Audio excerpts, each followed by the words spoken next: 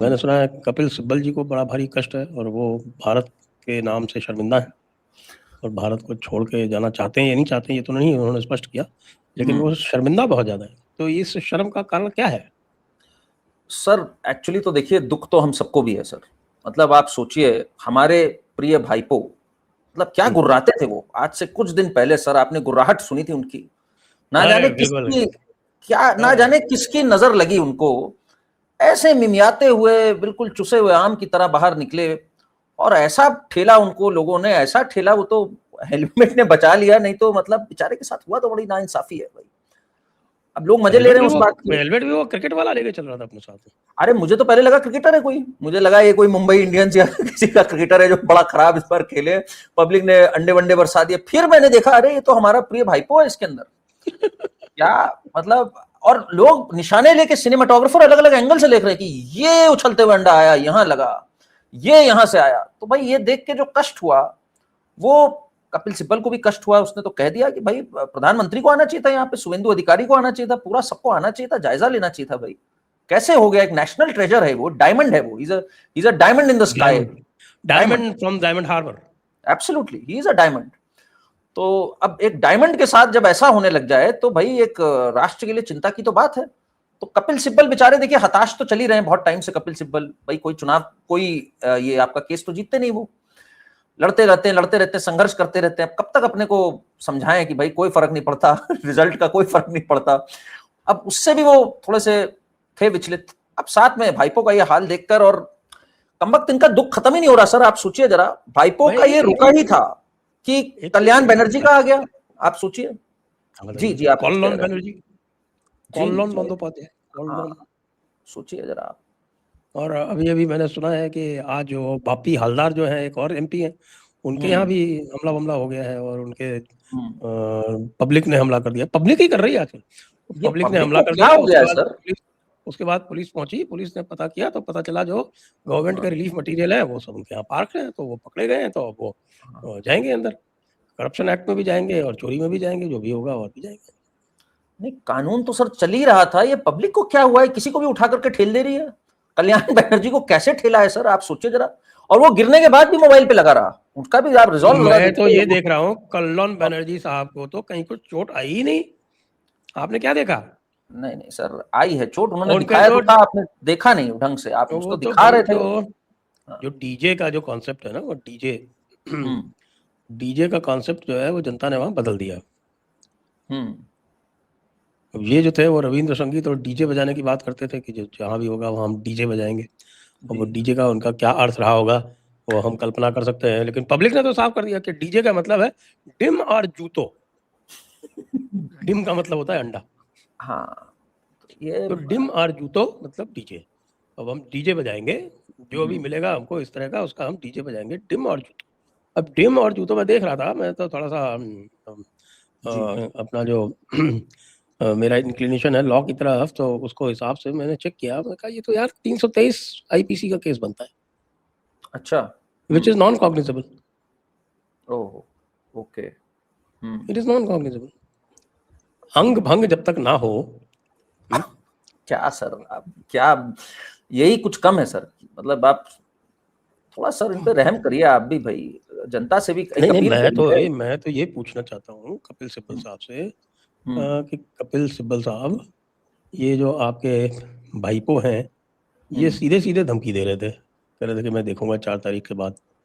और खास तौर से हुगली जिले के जो 4 एक असेंबली कॉन्स्टिट्यूएंसीज हैं, उनको तो साफ कहा था कि पिछली बार पिशी तो उदार थी, तुम लोगों को छोड़ दिया, तुम लोगों ने जो है यहाँ बीजेपी को जिताया था।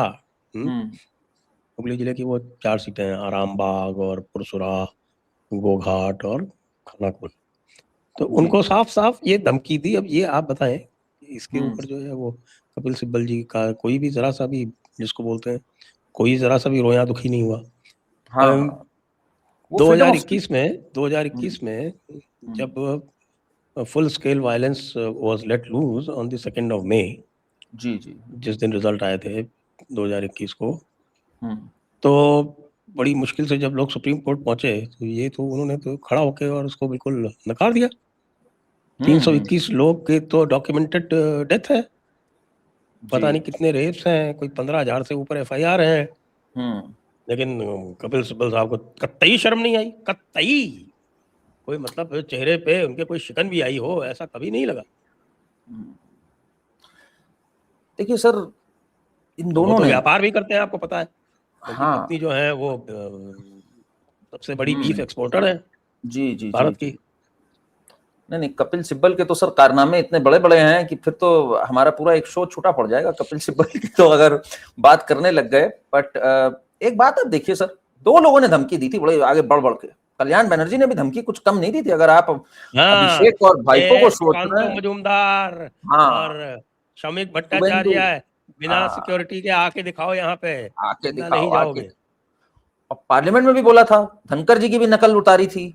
पता नहीं इन बेचारों को नजर कहां से लग गई, इस कदर दोनों बिल्कुल टुई टुई टुई टुई टुई टुई जमीन पे गिर गए। और ये सीनियर एडवोकेट है भाई साहब, कलकत्ता हाई कोर्ट। हाँ, वक्फ की जब सिटिंग चल रही थी, वो जो एक मीटिंग चल रही थी स्टैंडिंग कमेटी की, उसमें इन्होंने कप दे मारा था कि भाई हम वक्फ को उंगली नहीं लगाने देंगे, वक्फ तो हमें बहुत प्रिय है।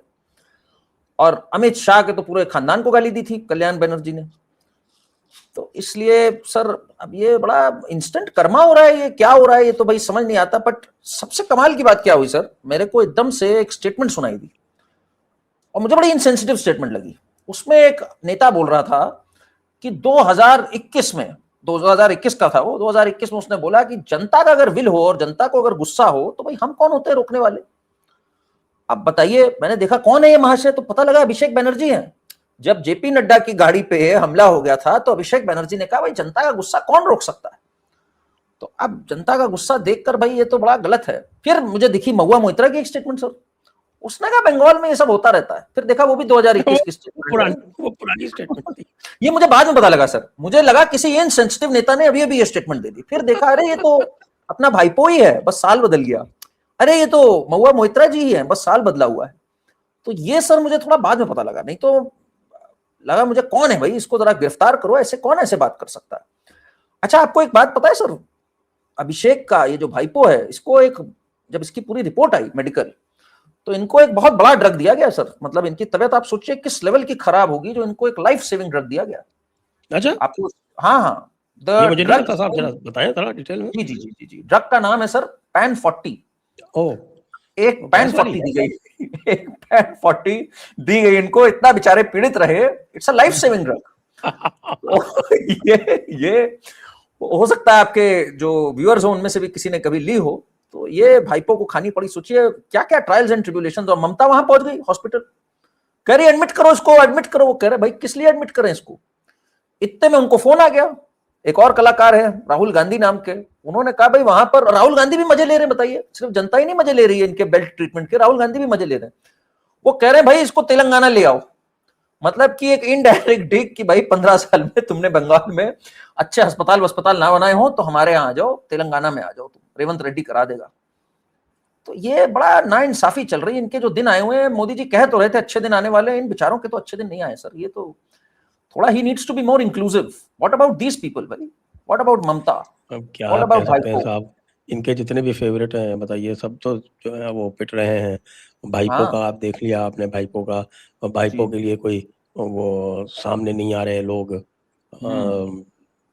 MLA की मीटिंग बुलाई तो 80 में से 60 गायब हो गए।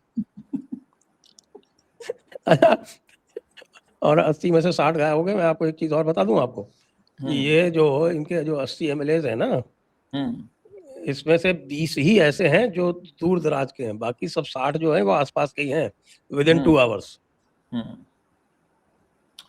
जब पूरा समय आता है ना सर तो सब साथ छोड़ देते हैं। ये बड़ी गलत बात है। दुनिया का जो ये दस्तूर है ये बड़ा गलत है। और समय कितनी जल्दी बदलता है सर, 15-20 दिन के अंदर ऐसा समय बदल जाएगा। ये तो कहाँ वो गुर्राता हुआ अभिषेक, कहाँ वो गुर्राता हुआ कल्याण, ये सब तो अब देखने को ही नहीं मंजर मिलने वाले सर।